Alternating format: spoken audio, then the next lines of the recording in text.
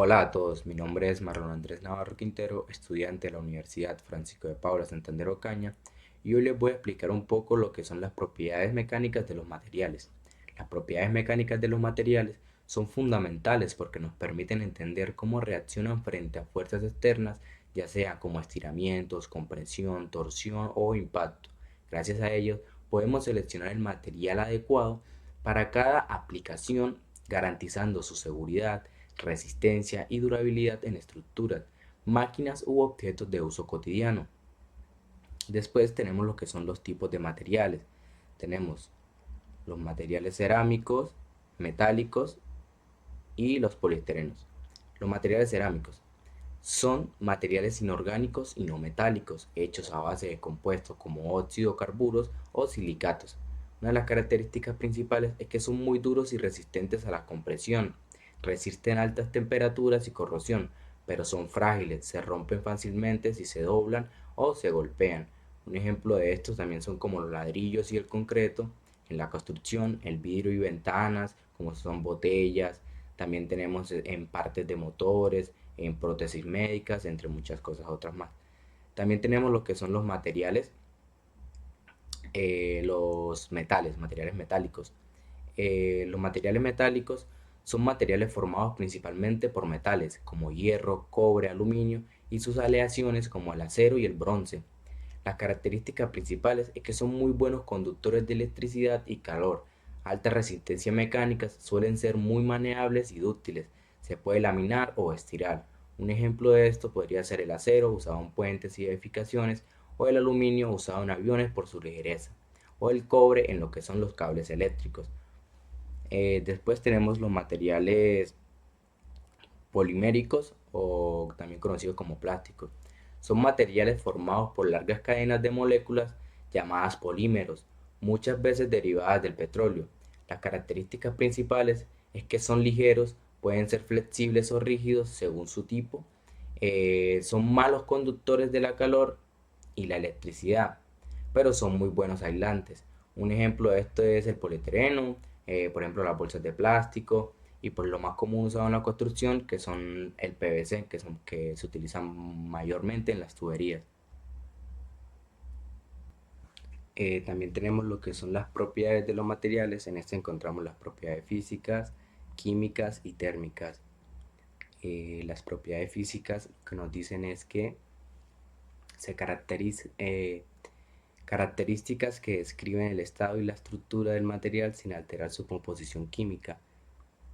En esto encontramos lo que es la densidad, que es la relación de masa sobre volumen, importante en el diseño estructural, como por ejemplo el aluminio es más ligero que el acero, por eso se usa en aviones. También tenemos lo que es el peso específico, que es peso por unidad de volumen. También tenemos lo que es la porosidad, que es la cantidad de espacios vacíos, influye en la resistencia de absorción del agua, como por ejemplo un concreto poroso y un concreto compacto. Tenemos el color y el brillo, que son características ópticas, como por ejemplo los materiales brillantes y los materiales mates. También tenemos lo que es la conductividad eléctrica, que es la capacidad de conducir electricidad, como por ejemplo el cobre es un muy buen conductor de electricidad, en cambio los plásticos pues tienden a ser más aislantes. También tenemos lo que son las propiedades químicas, que esto lo que nos dice es que determina la relación de un material frente a sustancias externas como el oxígeno, agua, ácidos, bases o fuego. En esto encontramos lo que es la oxidación, que es la reacción con oxígeno, el hierro se oxida formando herrumbre. También tenemos lo que es la corrosión, que es la degradación química en ambientes húmedos o salinos, como por ejemplo el acero en partes que están cerca al mar, pues tienden a corroerse. También tenemos lo que es la resistencia química, que es la capacidad de soportar agentes agresivos, como por ejemplo el PVC tiene una buena resistencia a los ácidos. Tenemos la inflamabilidad, que es la capacidad de un material de inflamarse rápido, como por ejemplo la madera o los plásticos frente al fuego.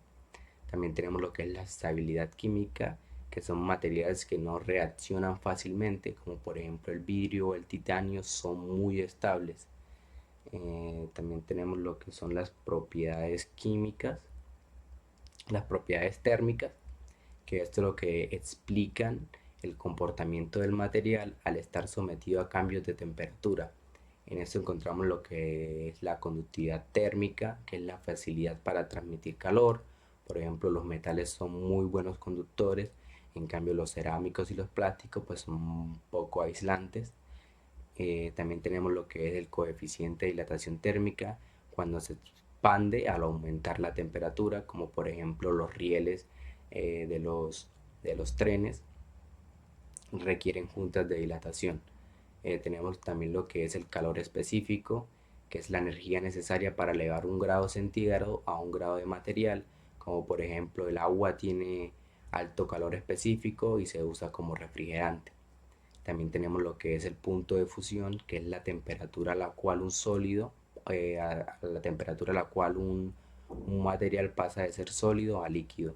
Como por ejemplo el hierro necesita una temperatura de 1535 grados para convertirse a líquido y el aluminio necesita 660 grados centígrados.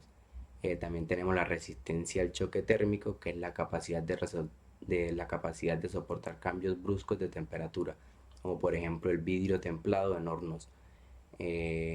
Después nos vamos para lo que son los esfuerzos de los materiales. En esto encontramos 5, que es la tensión, la compresión, la flexión, el corte o cizallamiento y la torsión. La tracción, el esfuerzo de la tracción, lo que nos dice es que ocurre cuando un material es sometido a fuerzas que tiran en direcciones contrarias, intentando, como por decirlo así, alargarlo. El esfuerzo se distribuye a lo largo de la sección transversal, generando un aumento a la longitud y una disminución en la sección transversal, como por decirlo así, el adelgazamiento. Esto se mide, también se relaciona con la resistencia a la tracción. Esto se determina en un ensayo de tracción con unas probetas estirándolas hasta romperse o fracturarse. Un ejemplo de esto, pues más común en la construcción, son las columnas. Qué pena, son los cables de acero en los puentes que están sometidos a tracción, los tendones o músculos, eh, o una cuerda a jalar de un objeto pesado. También tenemos lo que es el esfuerzo a la compresión, que esto lo que es lo opuesto a la tracción, se da cuando el material recibe fuerzas que lo empujan hacia adentro, provocando que se acorte o se aplaste, como por ejemplo los materiales frágiles, como el concreto o el cerámico, son buenos resistiendo la compresión, pero no la tracción. Esto se analiza en el ensayo de compresión, donde se mide cuánto aguanta una probeta antes de colapsar. Los ejemplos prácticos o más comunes en la construcción pues son las columnas, pues están sometidas a compresión, por ejemplo los ladrillos en una pared, entre otras. También tenemos el esfuerzo a la flexión, que la flexión aparece cuando una fuerza hace que una pieza se doble. En la zona superior el material sufre compresión, en la zona inferior el material sufre tracción. Entre ambas zonas se encuentra la fibra neutra, donde no hay deformación. Esto se estudia con el ensayo de flexión, 3 o 4 puntos de apoyo sobre una viga. Un ejemplo práctico es una viga que soporta el peso de un piso, también una regla cuando la doblamos con las manos, entre otras. Tenemos también lo que es el esfuerzo de corte o cizallamiento, que esto lo que nos dice es que se presenta cuando dos fuerzas paralelas actúan en sentido contrario, haciendo que las capas internas del material tiendan a deslizarse unas sobre las otras. Es como querer cortar el material sin arrancarlo. Esto aparece en los ensayos de corte o pruebas de pernos y remaches sometidos a fuerzas transversales. Un ejemplo de esto es con las tijeras al cortar un papel o los pernos y tornillos en unas vigas metálicas. También tenemos el esfuerzo a la torsión, que esto lo que nos dice es que se produce cuando se aplican paredes de fuerzas contrarias que hacen que un material gire sobre su propio eje. generando esfuerzo cortante distribuido en la forma circular. ¿Esto cómo se mide? Se analiza en el ensayo de torsión donde se observa cómo se tuerce una probeta cilíndrica hasta que falle. Un ejemplo práctico de esto podría ser los ejes de transmisión en los autos, un destornillador girando un tornillo, entre otras. Bueno, ahora tenemos lo que son las propiedades mecánicas de los materiales y los tipos de ensayos que tenemos. En las propiedades mecánicas de los materiales encontramos como primero la resistencia, que es la capacidad del material de soportar cargas o esfuerzos prolongados sin romperse. Un ejemplo de esto es el acero en un puente que debe aguantar peso constantemente. Como segundo tenemos lo que es la ductibilidad. La ductibilidad lo que nos dice es que habilidad de un material de deformarse en alambres o hilos sin romperse. Como por ejemplo el cobre se usa en cables eléctricos, entonces el cobre se estira en alambres. También tenemos lo que es la tenacidad, que es la capacidad de un material de absorber energía antes de romperse.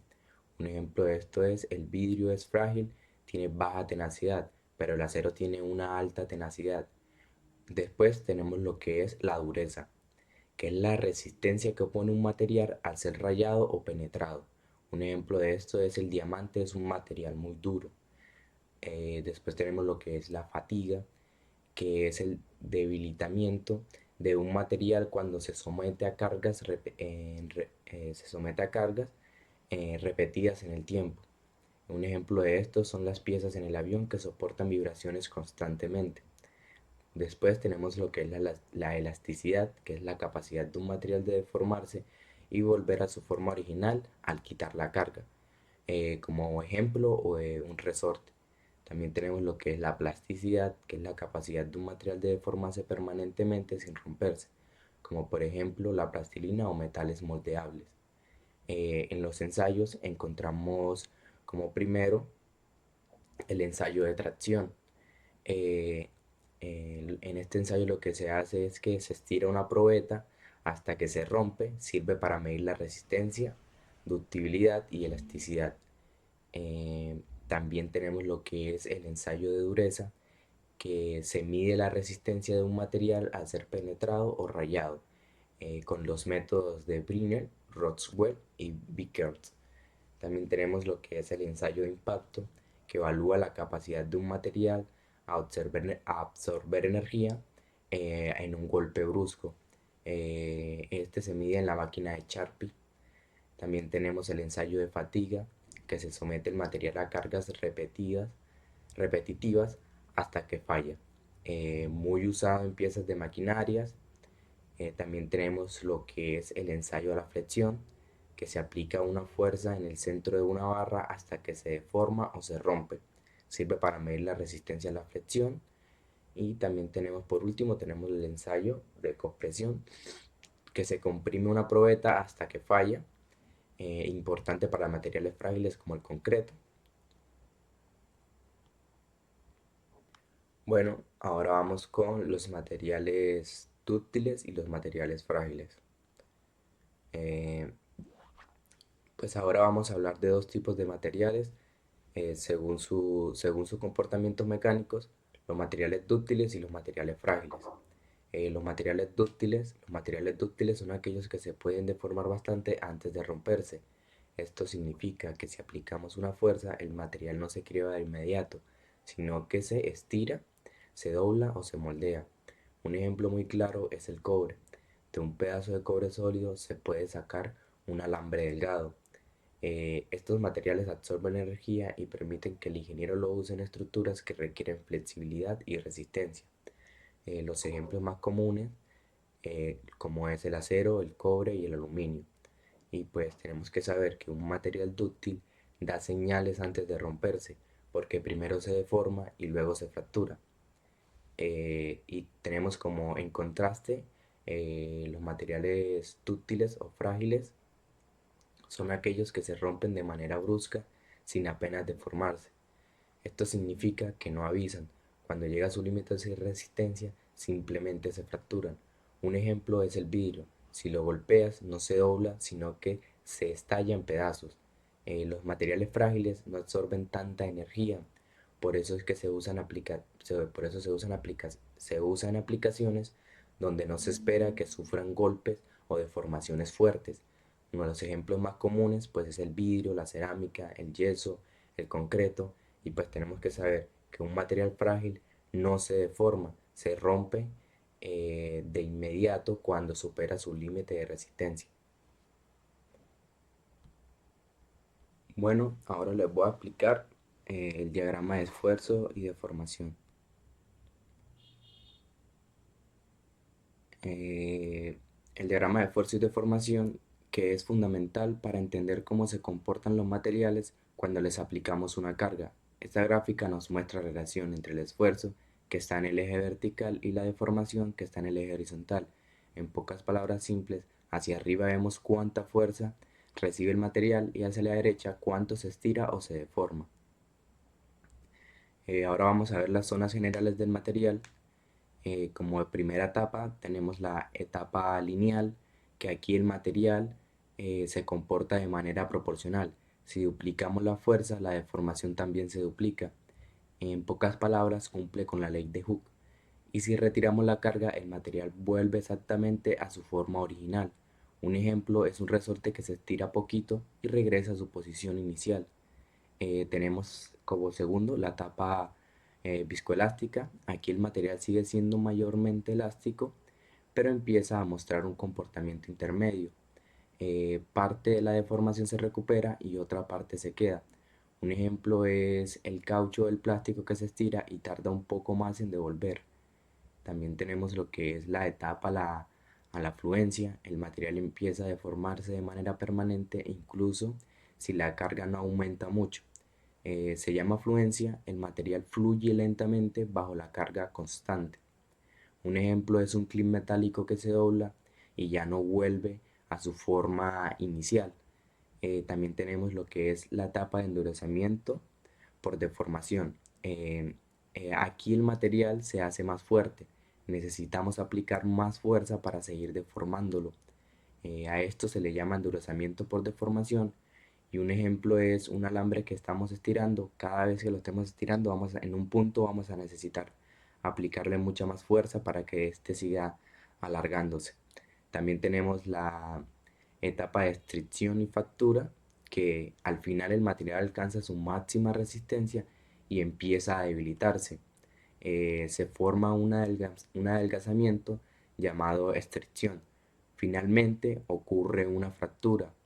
Eh, pues un ejemplo puede ser una probeta que ya ha alcanzado su máxima resistencia y pues al final ya no va a soportar más cargas, y pues aquí tiende ya el material a romperse. Después tenemos los puntos importantes en las curvas. Como primero encontramos el límite de proporcionalidad, que aquí es el punto hasta donde cumple perfectamente la ley de Hooke, que si nos damos cuenta, pues la ley de Hooke es igual al esfuerzo eh, por, por el, por el módulo de Young, que es el ángulo. Aquí lo vemos que es eh, por, por épsilon, que es la deformación. Como segundo punto tenemos el límite elástico. Aquí el material todavía regresa a su forma inicial si le quitamos la carga. Aquí lo vemos que es el punto 2. Después el punto 3 tenemos que es el límite de fluencia superior, que marca el inicio de la deformación plástica, y ya aquí el material ya no va a regresar a su forma original. También tenemos el límite de fluencia inferior, que el material se deforma fácilmente con un esfuerzo casi constante. Y pues de quinto tenemos lo que es la resistencia última, que es el punto máximo que puede soportar el material antes de empezar a debilitarse.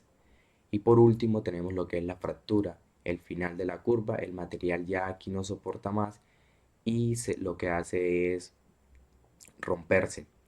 En conclusión, la gráfica de esfuerzo y deformación nos enseña todo el ciclo de la vida de un material sometido a carga. Primero se comporta elásticamente, luego empieza a deformarse permanentemente, después se endurece, alcanza su máxima resistencia y finalmente se rompe. Conocer esta curva es esencial en la ingeniería, porque nos permite saber hasta dónde podemos usar un material de manera segura sin que falle. Bueno, y para concluir con este mapa mental, eh, en conclusión, al estudiar las propiedades mecánicas de los materiales, entendemos cómo responden frente a diferentes fuerzas y condiciones. Vimos que estas propiedades no son aisladas, sino que se relacionan con características físicas, químicas y térmicas, lo que nos permite comprender mejor el comportamiento de cada uno de los materiales. Con los ensayos mecánicos, como los de tracción, dureza, impacto o compresión, podemos medir esas propiedades de forma práctica y confiable. Gracias a ello, sabemos si un material es adecuado o no para su aplicación específica. También distinguimos entre materiales dúctiles y frágiles. Los dúctiles, como el acero o el cobre, se deforman antes de romperse, lo cual es muy útil porque nos da señales de advertencia. En cambio, los frágiles, como el vidrio o el cerámico, se crean bruscamente sin avisar, lo que nos exige una preocupación en su uso y aplicación. Finalmente, en el diagrama de esfuerzo y deformación, nos resumen todos estos comportamientos en una sola curva, desde la tapa elástica, donde el material recupera su forma, pasando por la zona plástica, donde se deforma permanentemente, hasta llegar a su resistencia máxima y la fractura. Este gráfico es clave en la ingeniería porque nos dice hasta dónde podemos usar un material de manera segura. Pues con todo esto, en pocas palabras, conocer las propiedades mecánicas no es solo teoría, sino también herramientas fundamentales para garantizar que las estructuras y productos que diseñemos sean seguros, eficientes y duraderos. En conclusión, espero les haya gustado este video y pues gracias por su atención.